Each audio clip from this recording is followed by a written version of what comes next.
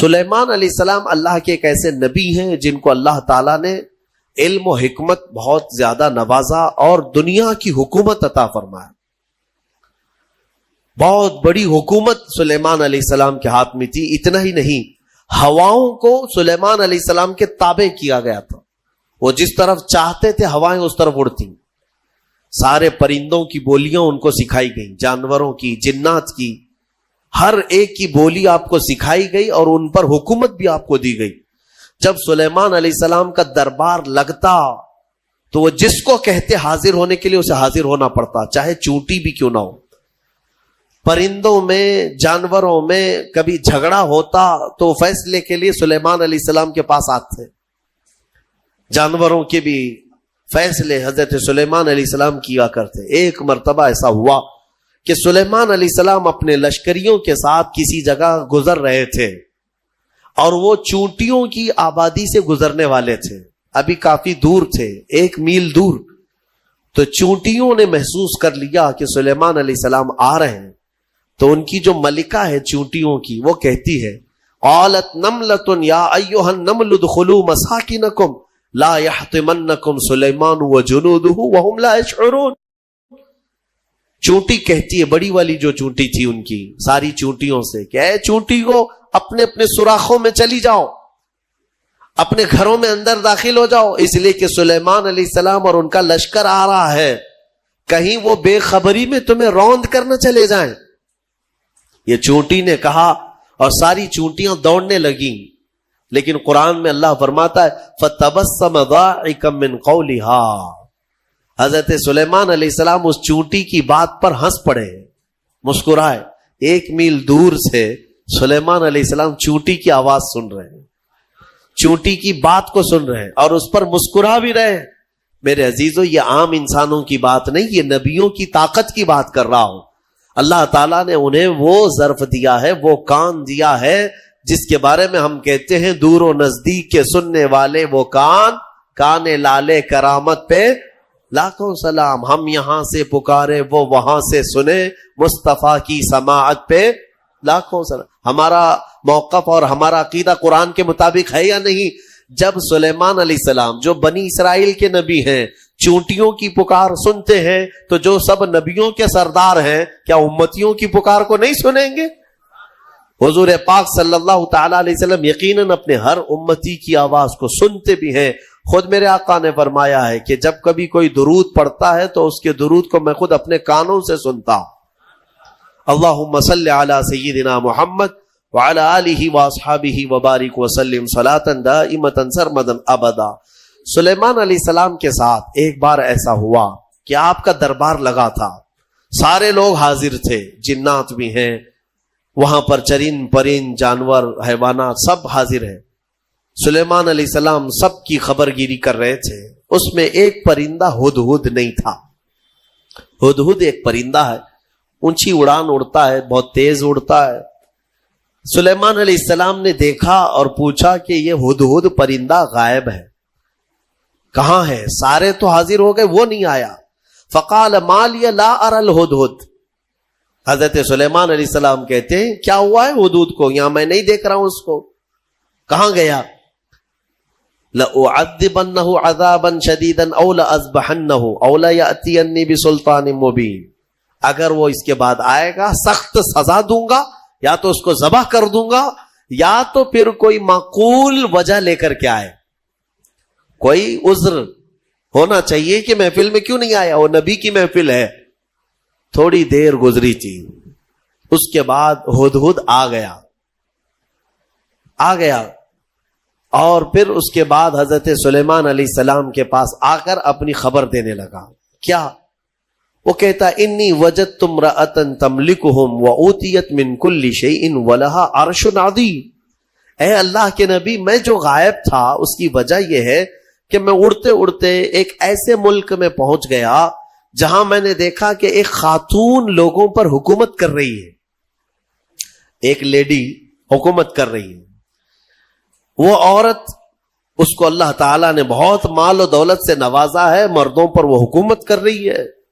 وجدتها وقومها يسجدون للشمس. لیکن وہ کہتا ہے ہدہد، اس کی بات تو یہ ہے کہ میں نے اس کی قوم کو اور اس کو دیکھا کہ وہ سورج کی عبادت کرتے ہیں، اللہ کو چھوڑ کر سورج کی عبادت کرتے ہیں۔ پتہ یہ چلا کہ پرندوں کو بھی عجب لگتا ہے کبھی کوئی اللہ کے علاوہ دوسرے کی عبادت کرے۔ ہاں، یہ پرندے بھی ان پر لعنت بھیجتے ہیں، کہاں کہاں جھک رہے ہو تم؟ اللہ رب العزت جس نے پیدا کیا، سارے پرندے اگر کسی کی تسبیح بیان کرتے ہیں تو رب ذوالجلال کی۔ قرآن میں اللہ نے فرمایا وَإِن مِّن شَيْءٍ إِلَّا يُسَبِّحُ بِحَمْدِهِ، کوئی چیز دنیا میں ایسی نہیں جو اللہ کی حمد اور تسبیح نہ کر رہی ہو، وَلَكِن لَا تَفْقَهُونَ تَسْبِيحَهُمْ، ہاں یہ اور بات ہے کہ تم ان کی تسبیح کو سمجھ نہیں پاؤ گے۔ اگر کوا کائیں کائیں کر رہا ہے تو تمہیں کائیں کائیں لگے گا، لیکن وہ اللہ کی حمد بیان بھی کر رہا ہے، اسے سبحان بھی کہہ رہا ہے۔ تو پرندوں کو بھی عجب لگتا ہے جب سورج کے پرستشوں پجاریوں کو دیکھیں اور آگ کی پوجا کرنے والوں کو دیکھیں تو پرندوں کو بھی تعجب لگتا ہے۔ سلیمان علیہ السلام کے سامنے آ کر کے اس نے شکایت کیا، میں نے ایک عورت کو دیکھا ہے، اس کا نام سبا بلقیس ہے، اس کا نام سبا بلقیس ہے، اور وہ ایک بہت ہی عالی شان تخت پر بیٹھتی ہے، اس کا تخت بڑا مضبوط ہے، سونے اور چاندی سے جڑا ہوا، 80 گز لمبا 40 گز چوڑا، اتنا بڑا تخت ہے، اور اس کی حفاظت کے لیے جو لوگ مامور ہیں 7 دروازے بنائے گئے ہیں، اس کے اندر وہ تخت رکھا جاتا ہے، اور ہر دروازے پر پہرے دار الگ ہیں، باڈی گارڈ الگ ہے، جو اس تخت کے اندر تک جانے کے لیے بڑی سیکورٹی ہے۔ تو اس تخت پر وہ بیٹھتی ہے اور اس کو اس پر ناز ہے۔ حضرت سلیمان علیہ السلام نے اس کو معاف کر دیا، چلو کوئی ایک معقول وجہ تو لے کے آیا ہے۔ تب پھر سلیمان علیہ السلام نے کہا ایک خط لکھو اس کے نام پر۔ خط لکھا، حضرت سلیمان علیہ السلام نے پھر اس سے کہا ہدہد سے لے جا اور اس کے پاس ڈال دے یہ خط۔ خط میں کیا تھا؟ سلیمان علیہ السلام نے اس خاتون کو کہا اس سورج کی پرستش اور غیر اللہ کی عبادت سے نکل آ، اللہ رب العزت کی عبادت کی طرف آ، میں تجھے دعوت دیتا ہوں۔ یہ خط میں تھا۔ دین کی دعوت دینا نبیوں کا کام ہی ہے، انبیاء کرام علیہ السلام کا یہی وتیرہ رہا ہے۔ یہ خط لے جا کر کے سبا بلقیس کے پاس ہدہد نے ڈال دیا۔ ہدہد کے اس خط کو دیکھ کر کے وہ پڑھتی ہے، اس کے بعد اس میں لکھا ہوا تھا انہ من سلیمان و انہ بسم اللہ الرحمن الرحیم، سلیمان کی طرف سے یہ خط آیا ہے، اللہ کے نام سے شروع جو نہایت مہربان رحمت والا، اور اس کے بعد جو میٹر تھا اللہ تعالی علیہ واتونی مسلمین، گھمنڈ مت کر، میرے پاس مسلمان ہو کر کے آ جا۔ سلیمان علیہ السلام نے دعوت دی۔ تب سبا بلقیس، اس کا اپنا ایک رعب تھا، اس کی فوج تھی، اس کی رعایا تھی، حکومت تھی، تو اس نے اپنی قوم کے بڑے بڑے اعزاء کو بلایا، جو شرفاء تھے ان کو بلایا اور مشورے کے لیے پوچھا کہ لوگوں دیکھو میرے پاس سلیمان علیہ السلام کی طرف سے خط آیا ہے اور وہ مجھے بلا رہے ہیں کہ تو یہ سورج کی پرستش چھوڑ اور میرے دین پر آ جا، اللہ وحدہ لا شریک کی عبادت کر، تم لوگ کیا مشورہ دیتے ہو؟ تو لوگوں نے یہ کہا، اس کے جو وہاں محل کے پہرے دار تھے یا وزراء تھے، انہوں نے کہا قالوا نحن اولو قوت و اولو بأس شدید، ہم لوگ بہت طاقتور لوگ ہیں اور بہت سخت ترین حملہ کرنے والے لوگ ہیں، باقی معاملہ تمہارے اوپر ہے اے سبا بلقیس، اگر تم حکم دو گی تو ہم حملہ کریں گے، لڑیں گے۔ تو سبا بلقیس عقل والی خاتون تھی، اس نے کہا قالت ان الملوک اذا دخلوا قریۃ افسدوها، میں دیکھتی ہوں کہ جب بھی کوئی بادشاہ کسی ملک میں حملہ کرتا ہے تو پورا تباہ و برباد کر دیتا ہے، شہر کے شہر بکھر جاتے ہیں، وجعلوا اعزت اہلھا اذلۃ، بڑے بڑے عزت والے لوگ ذلیل ہو جاتے ہیں، گھر ٹوٹ گئے، دکانیں برباد ہو گئیں۔ تو سبا بلقیس کا یہ جملہ توجہ سے کہ جب بھی کسی شہر پر یا کسی بستی پر یا کسی ملک پر حملہ ہوتا ہے تو بچتا کیا ہے؟ کھنڈرات، سب تباہ و برباد ہو جاتا ہے۔ لڑائیاں دو بادشاہوں کی ہوتی ہیں لیکن پوری تباہی قوم کی ہوتی ہے۔ ابھی ہم دیکھ رہے ہیں مسلسل اخبار یوکرین کی پڑھتے ہوں گے یا سنتے ہوں گے یا دیکھتے ہوں گے آپ لوگ. بات دو لوگوں کی اور اس میں پوری کی پوری قوم پس جاتی ہے. پورے کے پورے شہر رشیا نے ہلاک کر دیے. آج ہی جا کر کے اٹھا کر کے اخبار دیکھ لینا یا نیوز دیکھ لینا, ایک ایک شہر کو رشیا نے جو جلایا ہے 90% شہر جل چکا ہے. 90% شہر جلا ہوا ہے. جو بچے ہوئے لوگ تھے وہ مارے گئے ہیں یا جل گئے ہیں. باضابطہ میزائل داغے گئے. وہاں کی سرکاری حکومتیں توڑ دی گئیں, تباہ کر دی گئیں. گاڑیاں جلی ہوئی راکھ کی ڈھیر بنی ہوئی ہیں. ایک پورا پورٹ قبضے میں لے لیا. یوکرین چھوٹا سا ایک ملک ہے, لیکن رشیا پورے کے پورے ٹینک اتار دے, میزائل داغ دے, شہر کے شہر کو جلا دے. مزے کی بات تو یہ ہے کہ آتنکوادی نہیں ہے. ہاں, مزے کی بات تو یہی ہے کہ وہ ٹیررسٹ نہیں ہے, آتنکوادی نہیں ہے. آتنکوادی تو افغانستان والے ہیں, آتنکوادی تو ملک شام والے ہیں, یمن والے ہیں. دنیا کی اس دوہری پالیسی کو محسوس کرتے ہو کبھی؟ میڈیا والوں کی زبان سے سنا کہ رشیا آتنک پھیلایا ہوا ہے, دہشت پھیلایا ہوا ہے. ارے اس نے نہ جانے کتنوں کو ہلاک کر دیا ابھی 50 دن کے اندر. 50 دن کے اندر بھوکے پیاسے لوگ ہیں وہاں پر. آج یہ ڈھکی چھپی بات نہیں, سب کی آنکھوں کے سامنے ہے. لیکن کوئی کہتا ہے اس پر؟ دو سپر پاور لوگوں کی لڑائیاں ہیں. دنیا اس میں بات کرنے سے بھی گھبراتی ہے. ہاں, کوئی سرکاری کمنٹ نہیں کرے گا ابھی رشیا کے بارے میں کہ تو ٹیررسٹ ہے یا تو آتنکوادی ہے, کیونکہ ان کو بھی اپنے انجام کی فکر ہے, کہیں یہ دادا ہمارے اوپر بھی حملہ نہ کرے. تو اس کا مطلب ہے کہ ٹیررسٹ, آتنکواد, دہشت گرد, یہ سب جو جملے ہیں نا, یہ خاص خاص لوگوں کے لیے ہے, خاص خاص لوگوں کے لیے ہے. ہاں, اپنا ہو تو بیٹا ہے, دوسروں کا ہو تو پٹا ہے. ہمارے ہاں کہتے ہیں نا, وہ پٹا دیکھو کیسا ہے, یہ پٹا کیسا ہے, وہ سب پٹے ہیں اور اپنا بیٹا ہے. تو ان کی جس سے جمتی ہے ملتی ہے وہ پورا کا پورا شہر تباہ کرے, نہیں امن کے لیے کر رہا ہے وہ. اور اگر کہیں کسی کے ہاتھ میں بلیڈ بھی مل گیا تو ارے یہ تو بڑا آتنکوادی ہے. یہ ہے دنیا کی پالی. بہرحال میں جو بات عرض کر رہا تھا, سبا بلقیس کی بات صحیح ہے کہ اس نے کہا کہ جب بھی کبھی بادشاہ کسی شہر میں آتے ہیں تو سب تباہ کرتے ہیں. میں یہ کام کرتی ہوں کہ کچھ ہدیے, تحفے, مال سلیمان علیہ السلام کے ہاں بھیج دیتی ہوں. اگر وہ مال کے لیے ہی کر رہے ہیں تو یہ ہدیے لے کر کے چپ بیٹھ جائیں گے, خاموش ہو جائیں گے, ٹیکس لے لیں گے میرے سے, لڑائی نہیں کریں گے اور نہ ہی مجھے دین کی دعوت دیں گے. تو بہت سارے قیمتی تحفے دے کر کے بلقیس نے بھیجا سلیمان علیہ السلام کے پاس. وہ لوگ لے کر کے آئے, کہا ہماری ملکہ نے آپ کے حوالے کیا ہے. حضرت سلیمان علیہ السلام نے دیکھا, کہا ارجع الیہم, لے جاؤ اپنی ملکہ کے پاس یہ واپس, اس سے کئی گنا زیادہ اچھا مال میرے مولا نے مجھے دیا ہے. تمہاری ملکہ, تمہاری خاتون مجھے مال سے خریدنا چاہتی ہے, لے جاؤ. دین کی دعوت ہم نے مال کے لیے نہیں دی, یہ واپس لے جاؤ. اور اگر اس کا ارادہ نہیں ہے, ہم ابھی آ رہے ہیں اپنا لشکر لے کر کے. ایسا لشکر لے کر کے آئیں گے کہ نہ پہلے کبھی تم نے سنا تھا نہ بعد میں کوئی سنیں گے. اور اس کے بعد جب ان لوگوں کو پلٹا دیا واپس, پھر سلیمان علیہ السلام نے اپنے ہی مجمع میں پوچھا کہ یہ تو گئے واپس, اپنی ملکہ کو کہیں گے تو وہ آئے گی ضرور, آئے گی ضرور, لیکن میں یہ چاہتا ہوں کہ سبا بلقیس کے آنے سے پہلے اس کا تخت یہاں لایا جائے. کوئی ہے مجمع میں؟ قرآن میں ہے, قال عفریت من الجن انا آتیک بہ قبل ان تقوم من مقامک. ایک سرکش جن کھڑا ہوا, جنات میں سے ایک جن کھڑا ہوا اور اس نے کہا اے اللہ کے نبی میں لے کر آؤں گا. کتنی دیر میں؟ کہا آپ کی مجلس ختم ہونے سے پہلے لے آؤں گا. سلیمان علیہ السلام فلسطین میں ہے اور سبا بلقیس غالباً یمن کے کسی علاقے میں.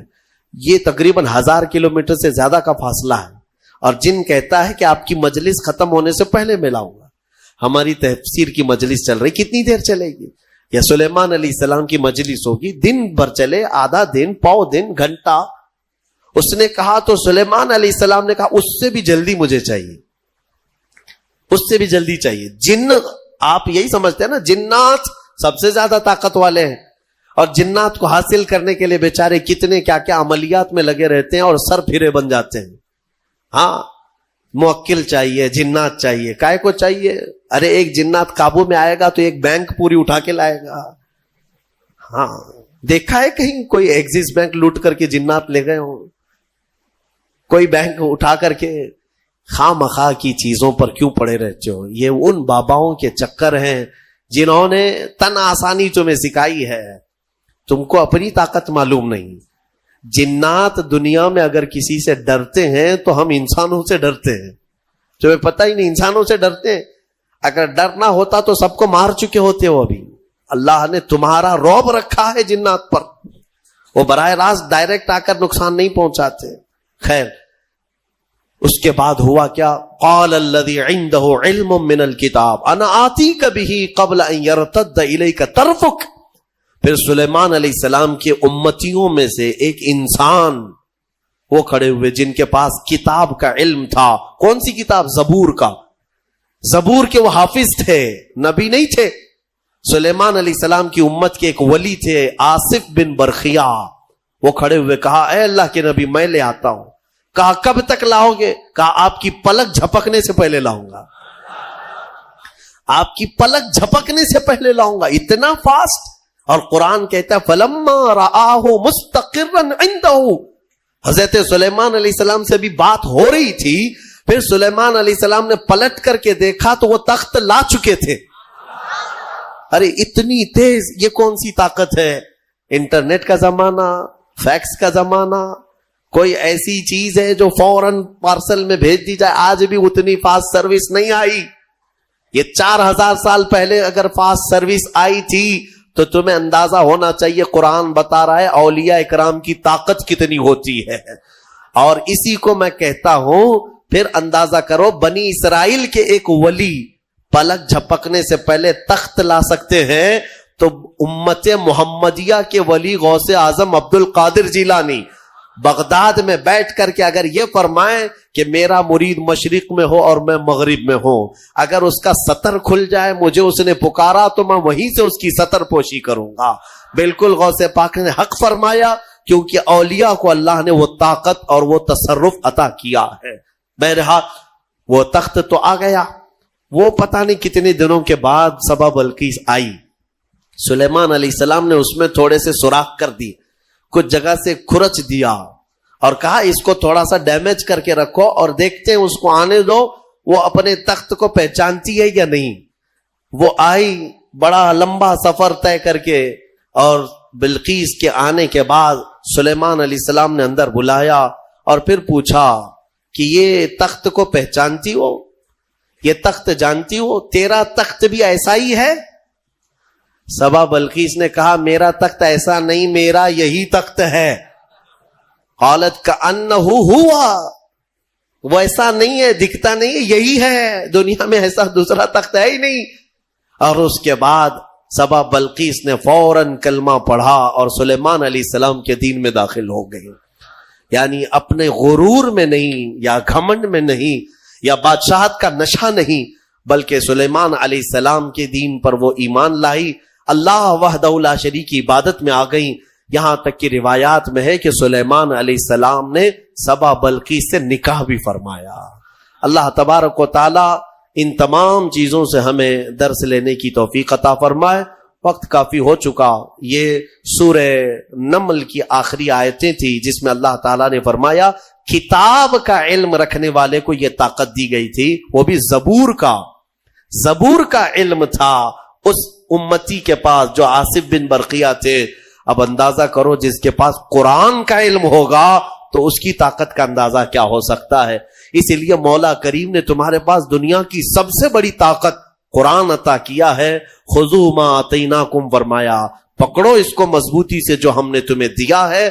انشاءاللہ العزیز یہ قرآن کو جس نے مضبوطی سے تھام لیا پھر تمہاری کھوئی ہوئی عزت و وقار کو بھی تم پلٹا سکتے ہو۔